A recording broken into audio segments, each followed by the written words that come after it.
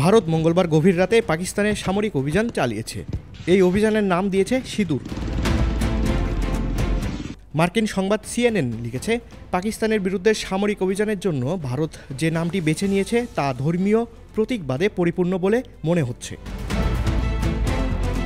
Operation সিঁদুর হলো লাল সিঁদুর বা পাউডার, যা অনেক হিন্দু নারী বিয়ের পর তাদের কপালে পরেন। ভারত নিয়ন্ত্রিত কাশ্মীরে এপ্রিল মাসে বেসামরিক নাগরিকদের উপর গণহত্যার ফলে বেশ কয়েকজন নারী বিধবা হয়েছিলেন।